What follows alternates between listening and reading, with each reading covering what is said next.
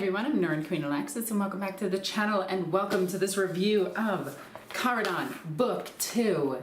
This is the second book in the Warzone Charadon series, which includes the Forces of Chaos versus Forge World Metallica. And if you don't know, Metallica is one of my favorite bands ever, so I made sure to grab these books. I do have to mention that this video is sponsored by Games Workshop. They did send me this lovely book, along with the Crusade book to go along with it. But in today's, we're just going to talk about this book. So if you missed your chance to get the first book in the series, don't worry. It's pretty much garbage, unless you care about the lore. The lore is really cool in the book, but overall the benefits for Forge World Metallica, as well as the benefits for the Death Guard, were kind of mediocre in my opinion. Unlike this book. This book brings the Forces of Chaos into the fold and updates all of them at once, just about, and allows you to build your own Renegade chapter, or Renegade Legion. Warband, that's what they're called. You can make your own Renegade Warband in this book. There's also updates for Mechanicus in this book, which include veteran Skitarii. So if your Skitarii weren't broken enough by having the best current codex, then you can make them a little bit better. Actually, it's debatable what the best codex is currently, because it's Drukhari, Sisters of Battle, and Asmech all vying for the top. So you can make your army a little bit better. This book also includes something that I really want to dive into, and that's the Sisters of Battle. More specifically, the Order of our Martyred Lady has a bunch of new rules in here. Also, the rules for Belakor are in here, and I gotta say, he himself, absolute unit. Will destroy anything that he touches. His army, on the other hand, kinda trash. But overall, the Sisters of Battle, this is an update to strictly the Martyred Lady, and this book came out just after the Codex and felt like it could have been included in the Codex, but then it felt like it would be playing favoritism to the Martyred Lady, which would be like Space Marines making a Space Marine, Ultramarine update, which they did. Yeah. So namely things in here is you have a new warlord trait, which allows another character to become a warlord and allows you to gain an additional warlord trait. It's pretty neat, pretty cool, but overall kind of meh. The warlord traits in here are just kind of okay. There is one that allows your warlord to gain 1 strength and 1 attack per wound that she takes, to a maximum of 2. So you could have a Canoness running around with strength 8, just about. And the way you do this is you give her this warlord trait. She takes 2 wounds. You have a Magifier near her. You have a Magifier near her for +1 strength, and she has a Blessed Blade for +3 strength. So she goes up to strength 7 to just about 8. Overall, it's kind of mediocre, and you're going to be using your sisters for other purposes. The warlord traits in here are kind of forgettable in my opinion. They also have the Blade of Sacrifice, which you can take 1 to 2 mortal wounds in exchange for giving your opponent 1 to 2 mortal wounds. And again, that just kind of seems okay, but really wounding your own Canoness just feels like a big nerf to me. I may be wrong here, but I personally think the relics that we have are a little bit better. The other one is the Helm of the Fiery Heart. Once per battle, by making a saving throw, oh yeah, you have a 2+ non-rerollable invulnerable save for your Canoness. Again, I think this is kind of pointless when you have the Iron Surplus, which is just better, because it is a rerollable save. It's a 2+ armor save with a 4-up invulnerable save, and the ability to be wounded on 4-up, kind of like having transhuman physiology at all times. And overall, it just seems mediocre. It's a good relic to throw on somebody else, I guess.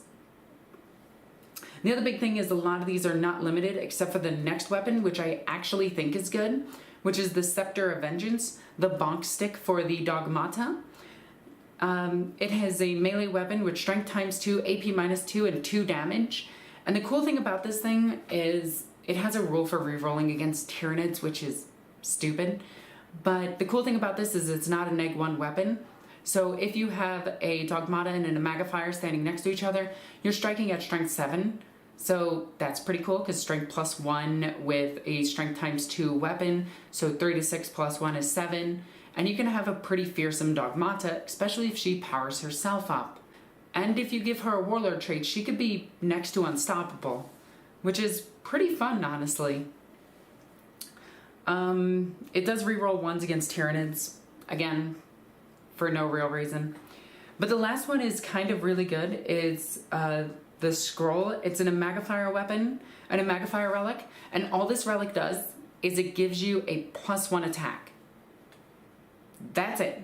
6 inches around her, +1 attack. The best relic in this book, hands down, without a doubt, is the best. I love it. You love it. It's going to be the thing that I put in all of my army lists at this point. So moving on, we have some stratagems and everything, and some of these are okay. One of them allows you to hit on 2+, which I really like, except against vehicles, and that's the Zealot's Death Wish. Use the stratagem in the fight phase when an Order of a Martyred Lady unit from your army is selected to fight. Each time a model in that unit makes an attack against a unit that contains at least 5 models, the attacking unit is selected to fight, add 1 to the attacker's hit roll. So this is really, really, really good for like Sacrosands, Repentia. I think this is only, this is only fighting. So this is just a really solid, like, I'm going to butcher this unit with one of my melee units. What's funny is, no, you can't use this on anybody else. But it is a really, really good Warlord trait, especially if you're rerolling ones because you take more involved because you have a brain. The Pious Machine Spirit is also pretty good. It allows your Exorcist and your Castigators and your Immolators to fire as though they had their full profile. So that's pretty good. The next one is Rejoice the Fallen. Oh, and by the way, those last 2 were 1 CP each. And then there's Vengeance for Armageddon. Use this stratagem in your fight phase when an Order of a Martyred Lady unit is selected to fight. Until the end of the phase, each time an attack is made with a melee attack against an Orc, you can re-roll the hit rolls. So if your opponent's bringing Orcs, we have things to kill them for no reason. Even though you would think Armageddon would be Orcs and Demons, considering both of them were there.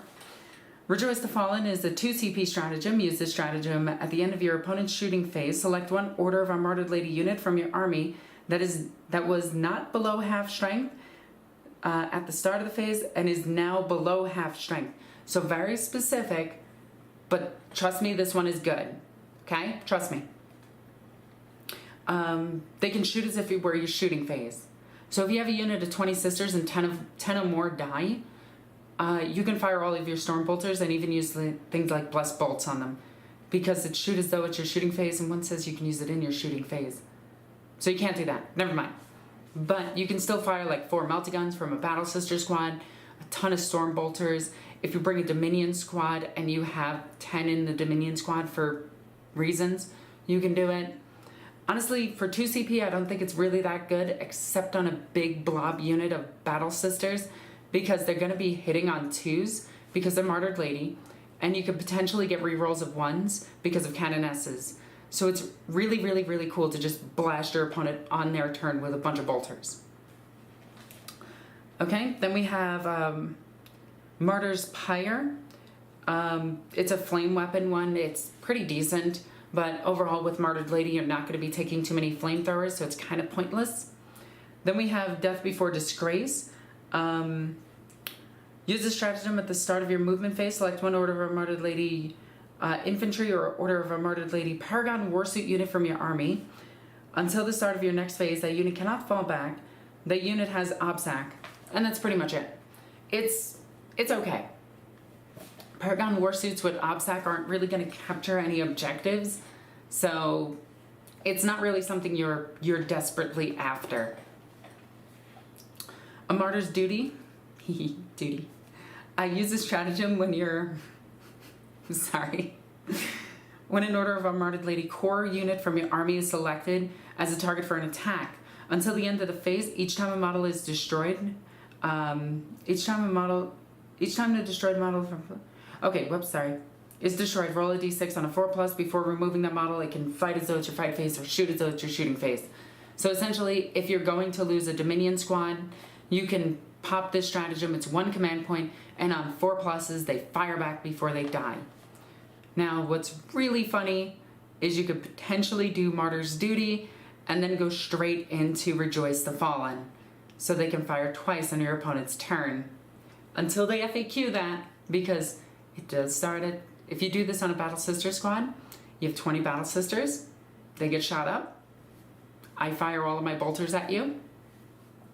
I get like maybe 1 to 3 wounds with bolt guns. And then I do Rejoice the Fallen. And they all shoot again. Or the rest of them shoot because the other ones shot as they died. Then there's... I'm a professional. And yes, I like White Monster. It tastes like White Monster and nothing else. Use a stratagem after nominating an order of a martyred unit, a martyred lady model, excluding a named character, to be a warlord. That warlord gains 1 additional warlord trait, and it must be selected from our martyred lady warlord trait tables on page 68. And honestly, they kind of suck, but it's cool that you can get martyr strength on top of another warlord trait. So you can actually take like the indomitable belief and then that. And then your canoness is actually pretty decent. So I really like this one. You can make a supercharged canoness. You can make the unkillable canoness actually get stronger as she gets wounded. So it makes her even more unkillable. So that's actually really fun to do. Then it doesn't really go into anything. And the only other thing that I want to cover in this video is Belakor. And Belakor's profile, absolutely incredible. If you guys want to see it, here it is. I'm going to try to get that glare out of the way. There we go. There it is. It's amazing. The problem with Belakor... Okay, so let's talk about the good things. 1, he moves 12 inches. So he's not as fast as a Keeper of Secrets, but he's pretty quick. He also has Fly. He has a 2+ ballistic skill, 2+ weapon skill, strength 8, toughness 7, 16 wounds, 6 attacks, 9 leadership, 6 armor save. He has a 4+ invulnerable save, so you never take that. His movement degrades, his strength degrades, and his attacks degrade. Movement goes down to 6, strength goes down to 6, and attacks go down to 4. Why his attacks go down is beyond me. I really would have taken the weapon skill degrade instead of the number of attacks, but that's just me. His weapon can do 2 types of attacks, either sweeping blow, where he can swing 12 times and hit things, or he's going to do the really, really, really good one, which is precision strike. So after looking over Belakor's rules and everything, he's got a really cool attack with his piercing strike, which is strength 8 down to 6. It depends on his strength user. +4 strength, so it can go all the way up to 12 strength, which is really good. AP -4, so most things aren't getting a save against it. Then it's D3 +3 damage, which honestly is kind of crazy. And then the worst part of it, invulnerable saves can't be taken against this weapon. Like, he is going to tear through anything in his path. But there's a problem with this, and we'll get to that in just a second. He's got a whole bunch of things where he -1 from shooting attacks at him and hitting attacks against him, from attackers' hit rolls. If he's your warlord, he gets this shadowy lord warlord trait, which is kind of bad. In your command phase, select 1 friendly disciples of Belakor, excluding a vehicle within 9 inches of this unit. You can reroll hit rolls. He basically just he's just a chapter master, essentially. Okay, then he's got his Lord of Torment, which minuses leadership, which is pretty much pointless. Because most things, if their leadership is minus too much, they either don't care, or they're willing to risk it, or they're just going to pay the 2 CP and just be like, whatever, not important. Then he has his reroll 1s for units, Disciples of Belakor within 6 inches of him. He's got a rather large base, so this is a pretty good area that he gets to cover. And then he has Spiteful Jealousy. You can't take Demon Princes in his army, and he gets to reroll hits against them. And he's like really good at killing Demon Princes because he's incredibly jealous. He's a Psyker that knows 2 psychic powers and can deny 1s. And he's got all 4 chaos marks, which is really good, especially for demon marks that can affect him. He has monster, character, psyker, fly, demon prince, and Belakor as his unit names. He's 360 points, which is a bit high for his price cost. And then his army has a massive amount of restrictions. You can't have demon princes. You can't have greater demons in your army. You can't have named characters in your army. You can't get legion traits in your army. You can only get disciples of Belakor. So basically what this army is going to boil down to is, thanks to one of the psychic powers, you're going to throw a unit at your opponent once a turn, and more than likely you're going to throw possessed at your opponent, because greater possessed are really good in this army list.